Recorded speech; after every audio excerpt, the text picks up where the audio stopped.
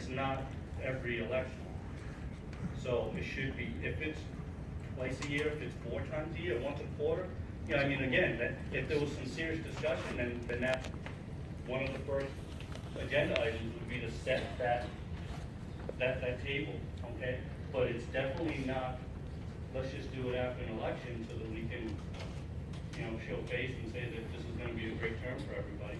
Let's put together that plan and say, hey, look, it's going to be once a quarter.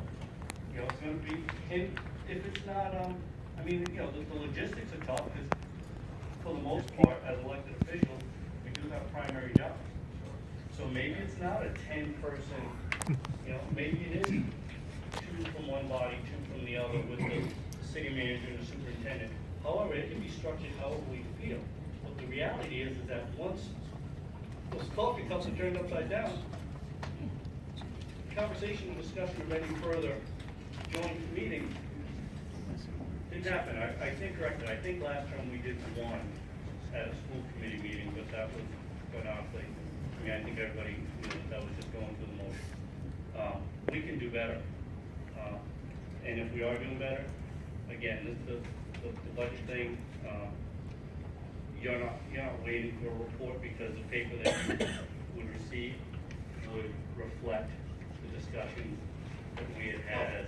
No, what I'm saying is if we're doing our job collectively, then when we get to this point, the number that, right, the number that you get from us as a request won't be a surprise. It'll be exactly what we had planned on for the previous years. I mean, we've talked about 5-year plan. There should be a 5-year plan to get that 43% up. Is it gonna happen in 1 year? Absolutely not. But if I can't look at a voter, and I don't have control over it, but I can't look at a member of this community and say, I'm okay with keeping it 43% of, you know, or 42% of your property taxes going to school.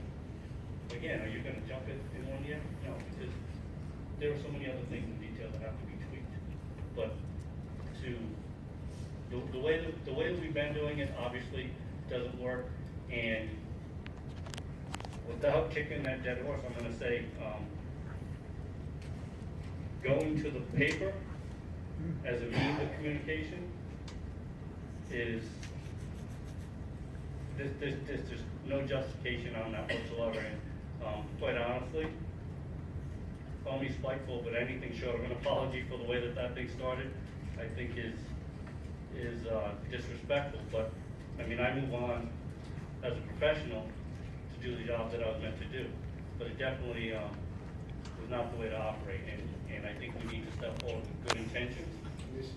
And I don't know. My statement. Well, I'm speaking on behalf of your statement, Mr. Rose's statement, and Ms. Capobianco's statement when there were criticisms to the conditions of the schools, the payment of the teachers. Basically, I mean, you stated Did you disagree with my statement and the payment of the teachers? I disagreed with the assertion that it was due to neglect by the school committee or the school administration, because it was in support of Mr. Rose's first comment, which I think was total gross waste. Okay, grossly wasteful without actually knowing how we're spending the money, because you haven't had the conversation other than reading a document. So I don't believe that you were in a position, with all due respect, Mr. Rose. And we can go back to. No, right. Other things. So, Mayor Rose, if I may, I was, going through Mike Rito to communicate your concerns. Okay. All in respect to all of us, we're here for the budget. At this point in time, if we can just stick with the budget, so that any of the questions, concerns, and problems that we have, if we can get together and talk, you know. I agree 100%, Mr. Rose. Thank you very much. Thank you, sir. And matter of fact, we actually have, since most of the members are here, Ms. Petrona sent an email to me on the 1st and stated October 10th, October 14th to the 21st for that meeting. So it'd be to see what works for the council for the joint meeting. You can actually see what works for the school committee too, because. You did ask the school committee? He did. I threw out the 14th as a bad day because it's the high school. The rest is fine with me, if that works. Does that work for everybody, the 21st? When first is fine. October 21st. Does that work for you? Yeah, I just wanted to say, I think we gotta put the past couple weeks behind us, move the city forward, and work together to help our city, not only in the school department, but in other areas. I think it was painful, I think we learned, I think we got requested information, and I think it's just time to move forward and put our efforts to help people and the residents of East Brooklyn. I think there's some really intelligent people in the school committee, and I think they should have put that budget.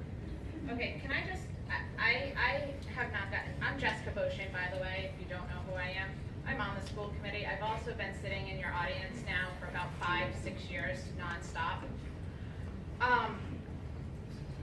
I've also been going through these schools on a weekly basis, one a day, learning about them, seeing the problems.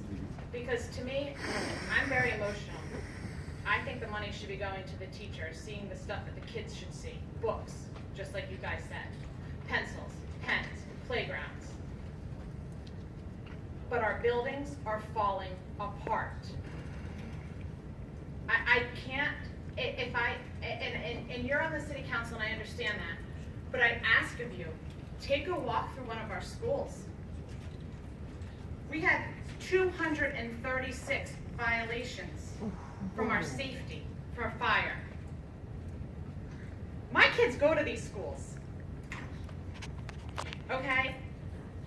If that's not scary enough, I can flip the page. And I'll flip the page again. I don't want to lose our teachers. I don't want to lose what we have. I understand you didn't get the budget that you want, and I apologize for that. But I put trust in you guys, my elected officials. I put trust in the chief of police, the chief of fire, planning, human resources, tech, that they are budgeting correctly for their departments. I don't go and ask the chief how much money he's spending on his fire engines. I trust him to make the right decision because that's his job. And I'm sorry that you didn't get a line item budget saying where we're spending our money. I trust these women to make that point. My children go to these schools. It affects me. It affects most of these people in this audience. That's why the uproar of $600,000 for human resources. I'd step away. If any of you thought that I would spend that kind of money, no, I wouldn't. Give me $600,000, I'll show you how to spend it. But I don't ask these people where they're spending their money because I trust them. I trust you. I trust you. I trust all of you to spend my tax money the way it needs to be spent. I don't ask you what you do with my money. I don't. I've sat there for 5 years. I haven't asked you once what you do with my money. Because you're my elected official. You're the person I put in the seat. Now I'm in the seat. Trust me. I don't think that's the question.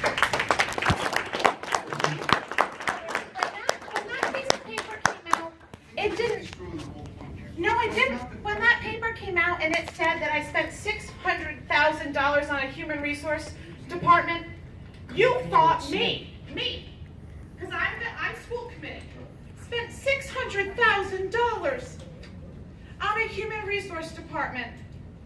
Do you know who I am? I build playgrounds. I paint schools. I walk through schools. I have pasta dinners to buy smart boards. I plant. I pick up trash. That's who I am. That's me. I have a question. Where were the violations? What schools? It's all in your packet. Was the high school a big part of that? Well,